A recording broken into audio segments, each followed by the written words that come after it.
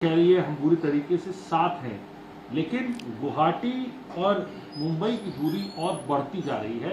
पहले सूरत गए विधायक, फिर गुवाहाटी। अब किस तरीके से देखते हैं? देखिए, पहली बात तो ये है कि लोकतंत्र में जिस पार्टी से जो विधायक चुनाव जीतता है उसके सिंबल पे उसे लॉयल रहना पड़ता है।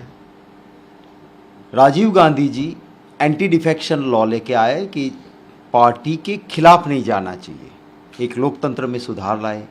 अटल बिहारी वाजपेयी जी जो भाजपा के प्रधानमंत्री थे, इन्होंने इस कानून को कड़ा करके राज्यसभा में भी जिम्मेवारी तय करने का काम किया और उन्होंने उसी वक्त कहा था कि ये जो पैसों से जिस पार्टी का चुना हुआ विधायक है उसको खरीदना एक गलत बात है। और आज की भाजपा जो अटल बिहारी वाजपेयी जी के सिद्धांतों के विरुद्ध, उनकी भावनाओं के विरुद्ध जिस पार्टी से विधायक चुना है उसको तोड़ के अपनी सरकार बनाने के उसमें ज़रूरत पड़ने पे सीडी, ईडी, सीबीआई सारी सरकारी एजेंसियों का दुरुपयोग करना, डराना और दूसरे हाथ पे लालच दिखाना कि आ जाओ तुम्हें कुछ बना देंगे। और इसी के चलते बंबई से शिवसेना के विधायकों को सूरत उठाया जाता है, कैद किया जाता है, वहाँ से फिर आसाम पहुँचाया जाता है।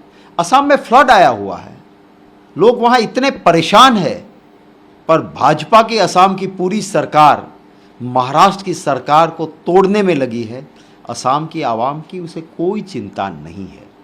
मैं ज़रूर कहूँगा कि इस तरह के हथकंडे जनता कभी माफ़ नहीं करेगी। सर, पूरा बहुत डिफेक्शन हुए, डिफेक्शन होने के बाद में जो है वहाँ बीजेपी की सरकार बन गई, लेकिन यहाँ पे तो तीनों पार्टियां महाविकास आघाड़ी बनकर साथ काम कर रही थी, 2.5 साल पूरे हो गए, लेकिन शिवसेना जैसी पार्टी को भी जो है इस तरीके फूट का सामना देखना पड़ रहा है। डेमोक्रेसी के लिहाज से इसको कैसे देखते हैं? देखो, ये दिन दहाड़े लोकतंत्र की हत्या है। लोकतंत्र में ऐसी चीज़ों की जगह नहीं होती है। लोग मैंडेट देते हैं कि कर्नाटक में कांग्रेस की सरकार बने, भाजपा सीडी, ईडी, सीबीआई पैसों के जोर पे वहाँ सरकार तोड़ के पब्लिक मैंडेट के खिलाफ सरकार बनाती है। मध्य प्रदेश में लोगों का जनादेश था कि कांग्रेस की सरकार बने, सीडी, ईडी, सीबीआई लालच कांग्रेस के नेता को सेंट्रल का मिनिस्टर सारी बातें करके मध्य प्रदेश में सरकार तोड़ी जाती है। राजस्थान में कोशिश होती है, अशोक गहलोत जी के अंदर पूरी जनता का, विधायकों का विश्वास था, सफल नहीं हुए। बार बार कोशिश हुई, राजस्थान में कोशिश हुई, छत्तीसगढ़ में भी सफल नहीं हुए। तो ये ऐसे तरह के हथगंडे अगर चाहती कांग्रेस उस वक्त, तो राजीव गांधी जी जब प्रधानमंत्री थे, भाजपा के सिर्फ 2 एमपी थे, उसको डरा देते, खरीद लेते और भाजपा मुक्त सांसद हो जाती। पर नहीं, 2 एमपी को भी पूरा एक ऑपोजिशन के तरह महत्व दो, उनकी बात भी सुनी जाए, वो राजीव गांधी करते थे। वो लोकतंत्र कहा जाता है। और अभी जो कहते हैं उसे गुंडागिर्दी कही जाती है। और शासक जब गुंडागिर्दी पे उतर आता है तो ये लोकतंत्र की हत्या है, आवाम के लिए, राष्ट्र के लिए ठीक नहीं है। सर, एमएलए आए और हम चाहें, अगर एमएलए चाहते हैं तो महाविकास आघाड़ी से बाहर आने का भी फैसला कर सकते हैं। महाविकास आघाड़ी से बाहर निकलना चाहे तो भी कैसे देखती है कांग्रेस? देखिए, अभी इस पे कमेंट करना मेरे लिए प्रीमेच्योर होता, क्योंकि कहीं सुनी बात पे कुछ कहना ठीक नहीं है। वहाँ के हमारे जो प्रभारी है, ऑफिशियली जब उसको जो लगेगा इसके ऊपर कमेंट करेंगे।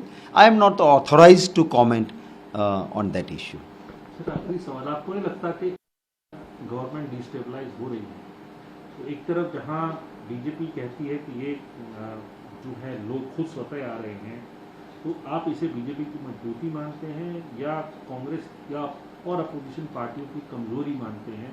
ये चीज़ें इंटैक्ट नहीं रह पाती हैं। देखिए, आप इसको साफ समझिए कि कहाँ उठा के ले जा रहे हैं, जहाँ भाजपा की सरकार है। अब आप सबके सामने वीडियो आ गया कि गुवाहाटी में जिस होटल में रखा है वहाँ बीजेपी के असम के मंत्री लोग चेक इन करके साथ उनके दिखे जाते हैं।